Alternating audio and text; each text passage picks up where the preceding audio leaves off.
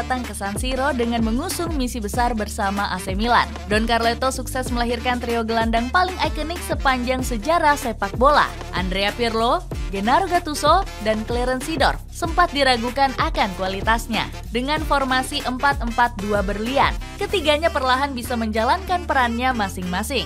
Trio emas AC Milan mencapai puncak kejayaannya di musim 2006-2007. Rossoneri membalaskan dendam tragedi Istanbul yang sangat membekas untuk para penggemar. Bagaimanakah perjalanan lengkap trio emas AC Milan sehingga bisa menjadi ikonik?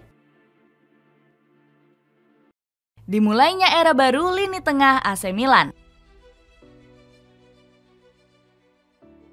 Kombinasi era emas lini tengah AC Milan muncul ketika dilatih Carlo Ancelotti. Kehadiran Don Carleto berhasil memaksimalkan potensi hebat yang dimiliki lini tengah Rossoneri. Ancelotti sendiri mulai menangani AC Milan pada musim 2001-2002. Di musim perdana melatih, dirinya sudah memiliki sejumlah gelandang hebat di dalam skuad Rossoneri.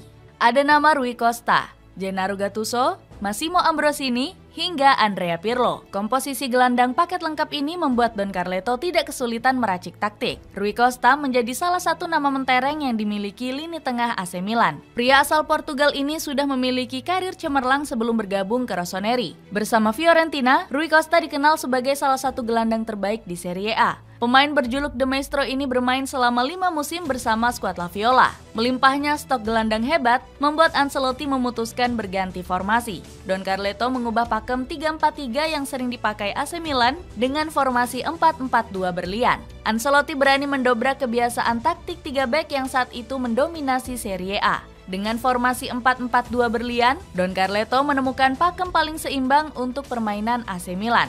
Formasi ini memusatkan permainan pada kombinasi 4 gelandang di lini tengah. Komposisi 4 gelandang membuat formasi 4-4-2 dominan dalam penguasaan bola. Menemukan potensi terbaik Pirlo, Gattuso, dan Seedorf. Dengan formasi 4-4-2 berlian, Carlo Ancelotti merevolusi permainan AC Milan. Pelatih kelahiran Reggiolo ini juga berani merevolusi posisi dan permainan Andrea Pirlo. Don Carleto memasang Pirlo untuk mengisi peranan di playing playmaker atau gelandang jangkar. Padahal sebelum hengkang ke AC Milan, sang pemain berposisi sebagai gelandang serang. Sebagai di playing playmaker, seorang pemain dituntut punya visi yang brilian. Bukan hanya itu, di playing playmaker juga harus punya kecerdasan untuk mengetahui keadaan di sekitarnya. Dengan kemampuan ini, di playing playmaker bisa menentukan kemana bola harus diumpan. Kemampuan umpan panjang dan umpan pendek yang super akurat juga wajib dimiliki. Sebelum hengkang ke AC Milan, Pirlo dikenal sebagai pemain nomor 10 di Inter Milan. Dirinya kadang juga menempati posisi second striker atau striker lubang. Karir Pirlo di Inter Milan ternyata mandek hingga dianggap sebagai talenta gagal. Manajemen Nerazzurri menilai sang pemain tidak akan bisa menjadi gelandang serang yang hebat. Inter Milan juga merasa Pirlo tidak akan sehebat Roberto Baggio dan Alessandro Del Piero. Akhirnya Nerazzurri melepas Pirlo ke AC Milan di musim panas 2001. Bersama Rossoneri, nasib pria kelahiran Flero ini berubah drastis berkat sentuhan Ancelotti. Bermain di posisi di playing playmaker, Pirlo mengatur permainan dari lini yang lebih dalam. Pirlo akan beroperasi di depan lini pertahanan AC Milan untuk mengalirkan bola. Dengan posisi ini, sang pemain bisa menjadi sosok penentu dari skema permainan Rossoneri. Selain itu, Pirlo juga bertugas untuk menjadi jembatan penghubung antara lini depan dan lini belakang. Di posisi ini, Pirlo berhasil menjadi titik kunci permainan Rossoneri. Ancelotti berhasil membuktikan kalau eksperimennya berjalan dengan baik. Padahal banyak orang yang meragukan Pirlo bakal sukses menjadi deep playing playmaker kelas atas. Pirlo sebelumnya bermain di posisi nomor 10, dan saya lalu memindahnya ke posisi gelandang bertahan. Tapi orang-orang menuduh saya gila karena mengambil keputusan ini. Namun Pirlo percaya kalau ini adalah posisi terbaik untuknya, ujar Ancelotti. Formasi 4-4-2 berlian Carlo Ancelotti tidak akan berjalan sempurna tanpa sosok Gennaro Gattuso. Pemain berjuluk Ringhio ini memegang peranan penting dalam permainan Rossoneri. Gattuso mendapat peran istimewa sebagai pemutus serangan lawan. Dirinya bekerja keras menambal setiap celah yang berpeluang dieksploitasi lawan. Di musim 2001-2002, Gattuso berhasil mendapat jam terbang cukup tinggi. Pemain kelahiran Corigliano ini sukses memainkan 47 pertandingan dengan catatan 3.928 menit bermain. Gattuso mampu menjalani peran pentingnya sebagai tameng Andrea Pirlo. Metronom andalan AC Milan ini bisa mengeluarkan kreativitas terbaiknya berkat kehadiran Gattuso. Carlo Ancelotti sudah memperhitungkan dengan matang transformasi Pirlo menjadi gelandang jangkar. Demi melindungi Pirlo, Don Carleto memasang Gattuso sebagai pendamping. Alasannya karena Gattuso melengkapi sisi lemah Pirlo dalam bertahan.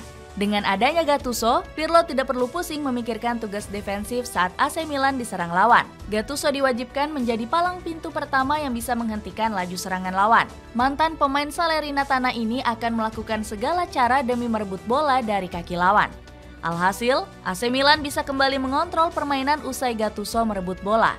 Peran ini membuat sang pemain menjadi tokoh paling antagonis dalam skema 4-4-2 berlian. Tidak heran Gattuso menjadi salah satu pemain paling brutal sepanjang sejarah sepak bola. Dirinya pun dijuluki sebagai ring hio atau badak untuk menonjolkan permainan yang agresif. Gattuso dikenal sangat lugas dan tanpa ampun menyakiti lawannya dengan tackle keras. Bahkan tidak jarang dirinya bakal meneriaki lawan usai menerjangnya dengan tackle keras. Peran kotornya ini disebut memiliki kemiripan gaya bermain dengan Roy Keane. Bukan hanya peran defensif, Gattuso juga diberikan peran tambahan oleh Don Carleto.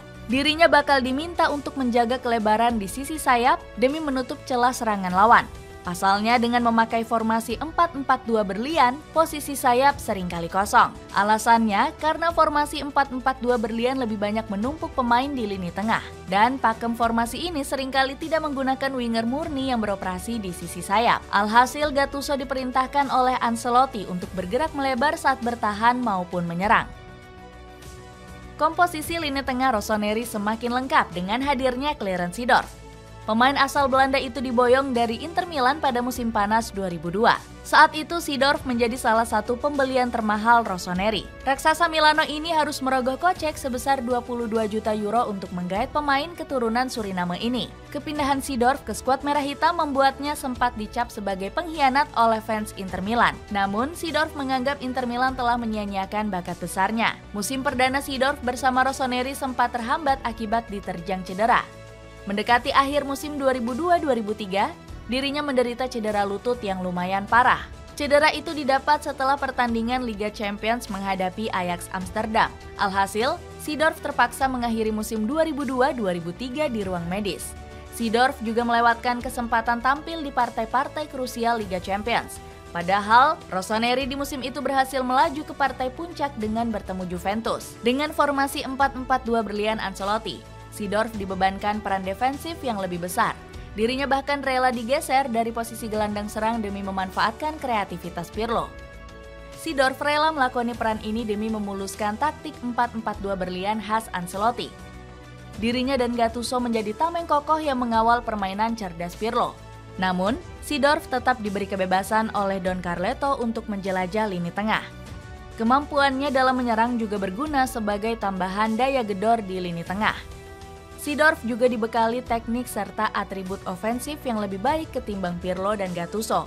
Dengan kebebasan di lini tengah, Ancelotti berhasil memaksimalkan kemampuan Seedorf.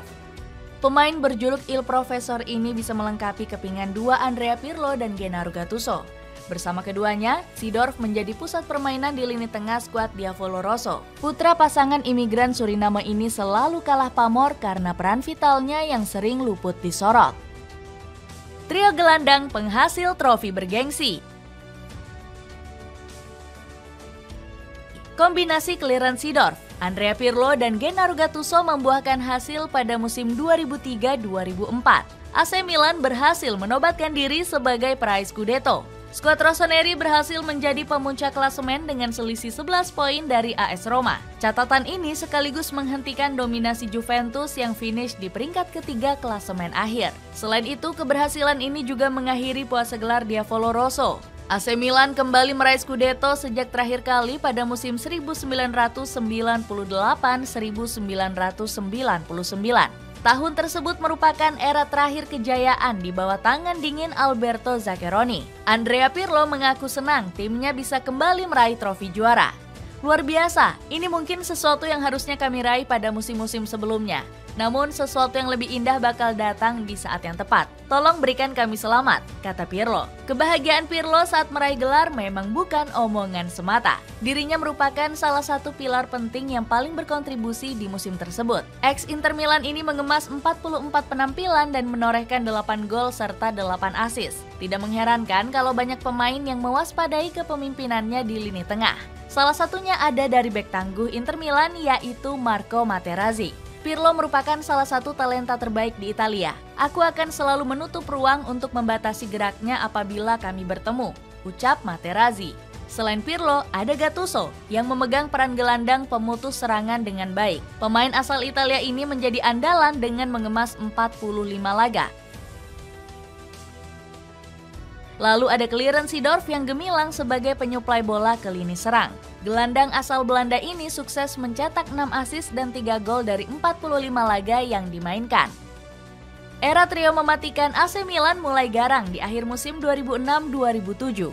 Ketiganya berhasil membawa skuad Diavolo Rosso meraih gelar Liga Champions yang ke-7.